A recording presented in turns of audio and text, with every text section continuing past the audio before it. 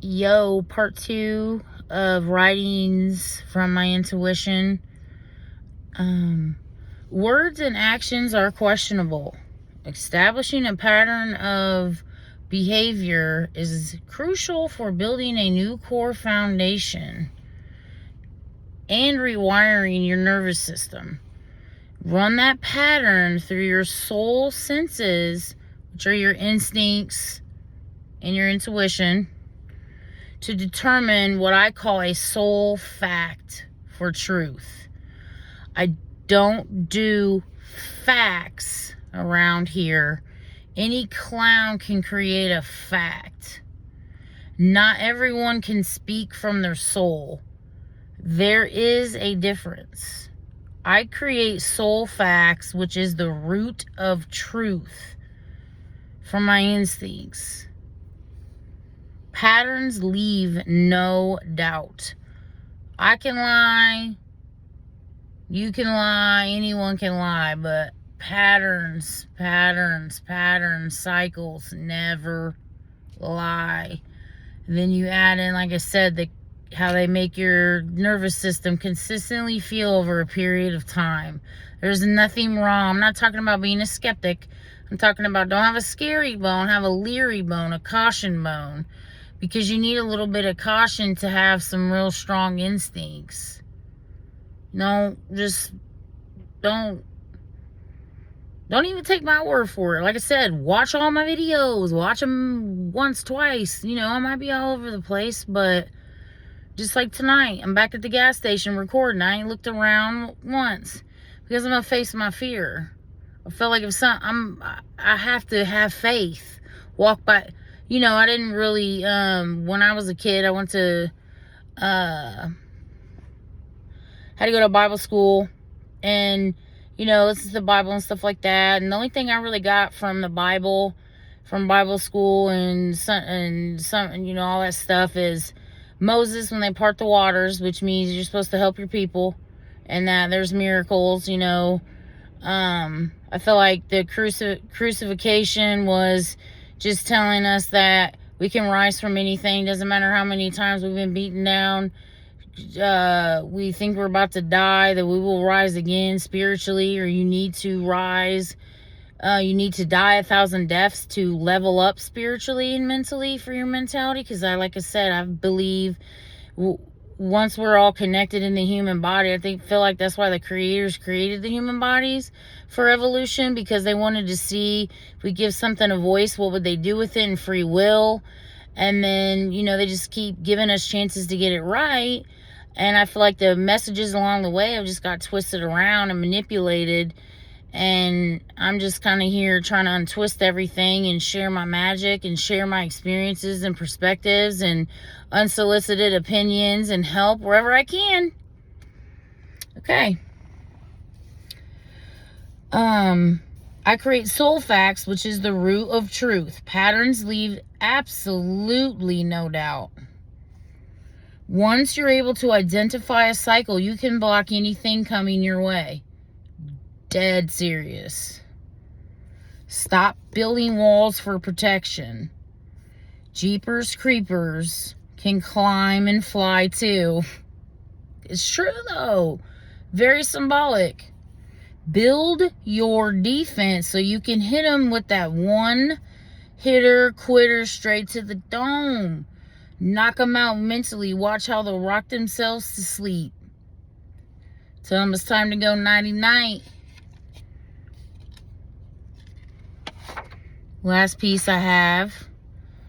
Anything that excites you isn't random. They are dots connected to your purpose. Follow them. Remember the old school dots the numbered dots, and you follow them along and they created the bigger picture? Kind of like stars in the sky. Pretty deep.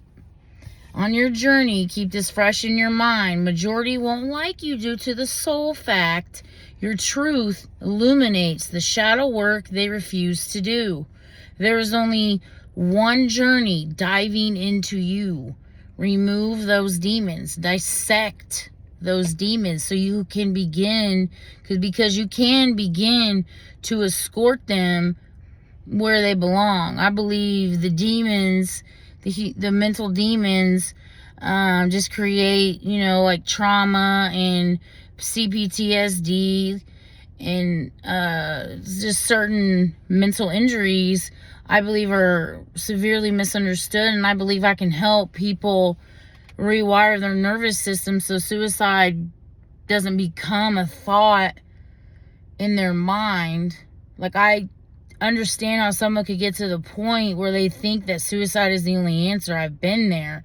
I'm not saying I've ever had them. I'm just saying, like, I have felt and wished for death 1,000 times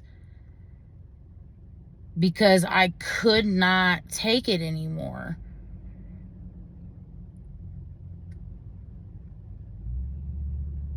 Damn.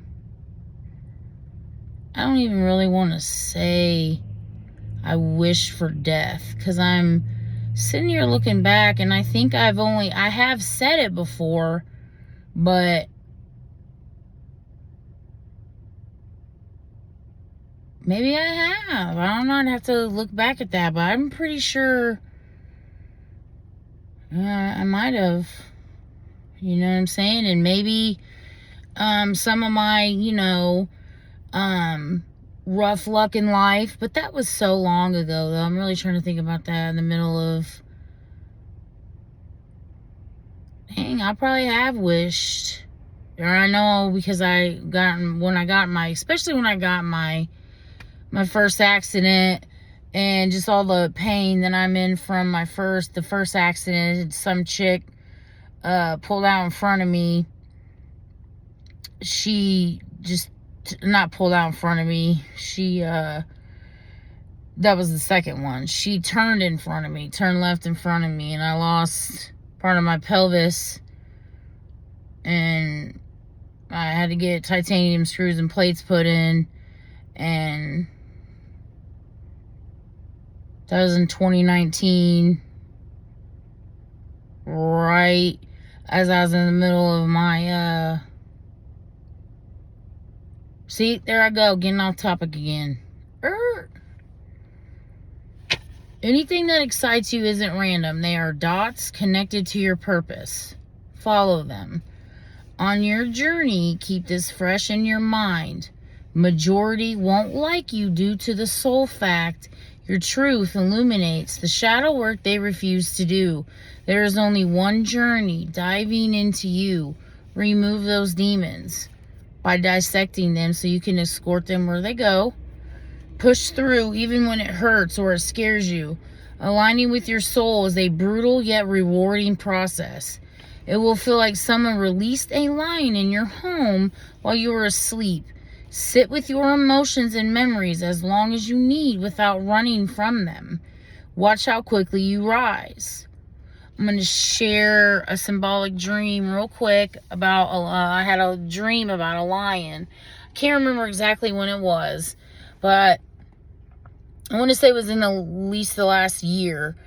I was in like I would say it was like a middle of nowhere, a big huge field, and there was like somehow it was like kind of fenced in, and there was like a not really a track, but it was like there was like a huge building, and then like outside there was like the fence and the cages, but like it was like a ring, so you were going in a circle. And I remember, I have no idea why I was in this fence, but all of a sudden literally someone released the lion with a huge mane, and I'm running for my life chasing this lion. And then I run in the building to get away from it, and it's in there and it's trying to scratch and claw at me. It's going crazy, and I'm like ducking and dodging him, and I'm putting up a good ass fight, and I'm back running. I remember I was just running, fighting this lion. Oh my God, hard and heavy.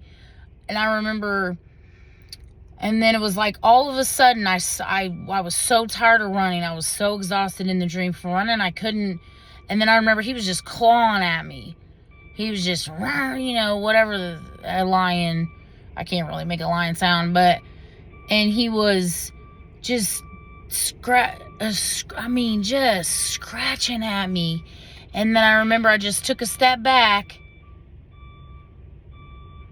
and then just stood my ground. As soon as I just like stood my ground, the lion stopped and just like started cuddling me, like gave me the biggest hug. And we were like, it was weird.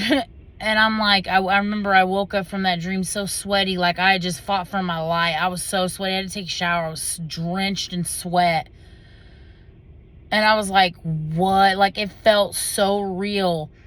And I was like, wow. Like, I felt like I became one within myself that day. So, like, now I'm just working on, like, detoxifying all of the, effects from all the toxic experiences I've had from work. It's pretty much, I'm not saying that. I would say about 90%, if I had to throw out a percentage right now, I'd say 90% of my life has been toxic individuals. And I'm not saying, I've hurt my daughter and I have hurt one other person in this life. And as soon as I began doing that, spilling on to my loved ones, my closest loved ones, I immediately began fixing and correcting myself. I did not give out any more apologies. I didn't make amends. I just did better. I just worked on my anger. I stopped, I haven't had a drink since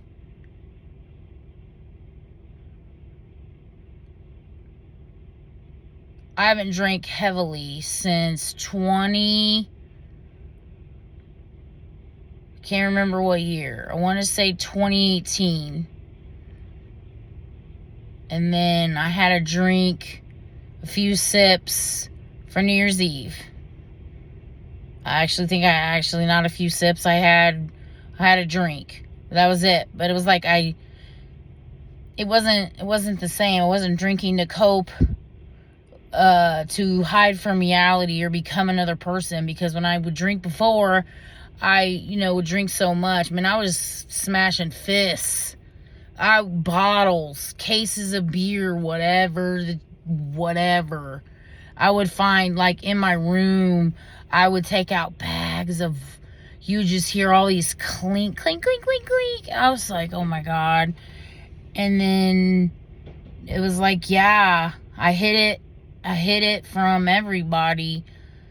And I wouldn't do it at work or anything, obviously. And it wasn't like I binged.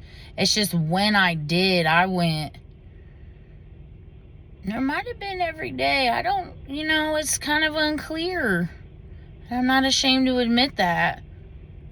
And I'm still, I don't sure if anybody else experiences brain injuries, because I don't believe that CPTSD and severe anxiety and panic attacks and stuff like that's a brain injury. It's not mental illness.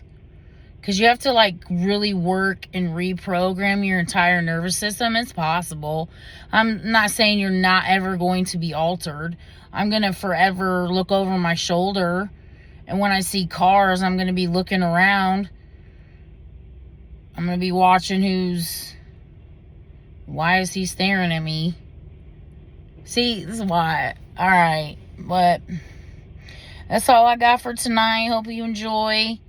And I am just appreciative of everybody. And I just want here he comes back through. So I'm gonna go home because this is weird. Here we go with the weirdness. Why is he circling back through the parking lot? He comes back again. Could be a coincidence, but the way he was all looking over at me, it's just weird.